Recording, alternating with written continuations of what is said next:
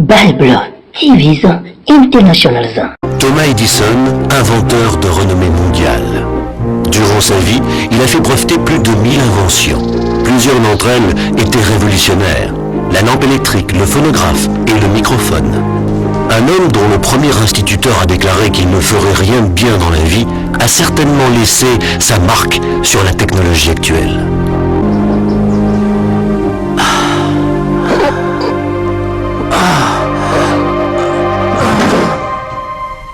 Le 1er août 1931, Edison eut une attaque, tandis qu'il travaillait dans son laboratoire.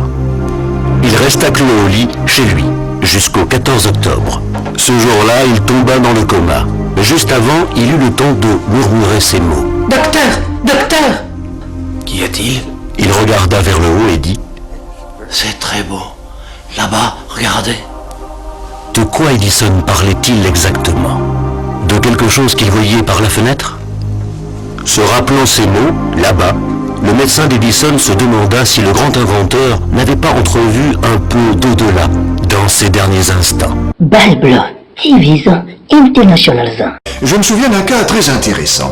Une femme qu'on avait ressuscitée après un collapsus pulmonaire. Sur ce, elle fit un arrêt cardiaque, alors qu'elle récupérait d'une intervention à la vésicule biliaire. Elle a des taches rouges foncées. Vérifiez ses organes vitaux. Prenez sa tension.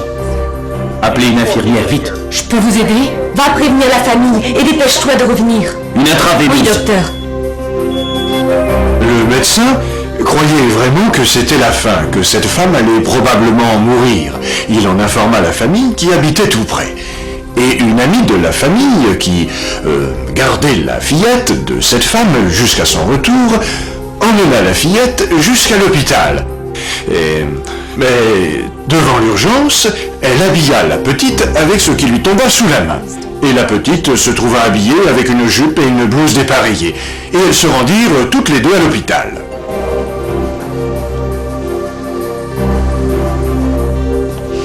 Surveillez-la bien. Oh, docteur, c'est la fille de Madame Field. Bonjour. Tout va s'arranger, tu verras. Docteur, le code 437. Tout doucement, elle revenait à la vie dans sa petite chambre et il faut dire que le médecin avait renoncé à la sauver, mais qu'il continuait à faire quelques efforts. Je ne sens plus son pouls. Cette femme allait ressusciter, mais en attendant, elle se rendait compte que personne ne l'entendait ou la voyait. Alors elle quitta la chambre, tandis qu'on essayait de la ressusciter. Plus loin, dans une autre partie de l'hôpital, elle vit sa petite fille habillée avec une jupe et une blouse à carreaux dépareillés. Elle était un peu embêtée de ce manque de goût et voulait savoir ce qui s'était passé. Elle essaya de demander à son amie pourquoi ma fille porte-t-elle ces vêtements, mais l'autre n'entendait rien. Plus tard, quand elle reprit enfin conscience, elle étonna beaucoup le médecin avec sa préoccupation pour les carreaux dépareillés. Il nous avait fait peur. Qui a habillé ma fille? Pardon? Qui l'a laissé sortir ratifé comme ça avec des carreaux dépareillés? J'ai pourtant précisé que je ne voulais personne ici avant mon retour. Docteur, personne n'a pu venir dans cette pièce, je peux vous le jurer. Je ne comprends pas. Alors Comment le sait-elle? À l'occasion, ces patients sont capables de nous dire ce qui se passait à l'intérieur ou à l'extérieur des chambres où les médecins peinaient pour les sauver. Ils arrivent aussi à nous donner de très intéressantes corroborations suggérant qu'en fait, ils sont sortis de leur corps réellement, tels qu'ils l'ont affirmé. Bible TV International. Que se passe-t-il? Elle s'est évanouie. Une femme dans ma famille a dit qu'elle voyait son corps d'en haut et qu'elle essayait de communiquer avec son médecin et elle lui demandait ce qui se passait, mais elle se rendit compte que personne ne l'entendait. De l'oxygène? Elle est donc sortie de la chambre et elle a donc quitté son corps que les médecins essayaient de ressusciter. Et à l'extérieur de la salle d'attente, dans un couloir, elle aperçut son beau-frère qui attendait, debout, nerveux. Il était avec toute la famille réunie, prêt pour la triste nouvelle de la mort de cette femme. Salut, comment ça va? Salut Tom. Tout va bien? Non. J'ai prévu de prendre l'avion dans 1 heure pour conclure un marché très juteux et c'est le jour que choisit Carole pour mourir. Alors je dois rester ici avec les autres pour veiller la morte. Je suis vraiment désolé pour toi, Bob. Moi aussi, je risque de tout perdre en restant ici. quand elle reprit enfin conscience sur son lit d'hôpital et que son beau-frère vint lui rendre visite, elle déclara: Je t'ai entendu. Non. J'ai prévu de prendre l'avion dans 1 heure pour conclure un marché très juteux et c'est le jour que choisit Carole pour mourir. Alors je dois rester ici avec les autres pour veiller la morte. Je suis vraiment désolé pour toi, Bob. Moi aussi, je risque de tout perdre en restant ici.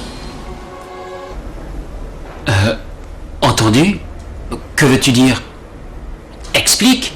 Ça vous ennuierait de me mettre au courant? Si un jour je meurs encore, Bob, fais donc ce voyage pour tes affaires si tu veux. Je saurai me passer de toi. De quoi tu parles? Ah non, Il y aura toujours quelqu'un pour veiller la morte. Vous pouvez me dire de quoi vous parlez? Bien sûr, il y a beaucoup de gens qui, quand ils parlent d'expériences qui ont à voir avec la mort, vont chercher des explications dans des exposés surnaturels tendant à prouver que ce qu'ils avancent est la vérité et que cela semble bien être des visions de la vie après la mort. La difficulté de tout cela, c'est que la vie après la mort ne peut pas se prouver de façon scientifique. Je crois que la vie après la mort est pour l'instant une chose qu'on accepte plutôt comme un acte de foi. Bible TV International. Contactez-nous sur la Bible TV International CJC avec votre humble serviteur de Dieu, le frère Enoch. Et vous aurez les messages, les films, les témoignages, les chansons, etc. chrétiens en vidéo comme en audio. Bible TV International CJC, l'enlèvement, c'est pour bientôt. Le Seigneur Jésus-Christ est déjà à la porte.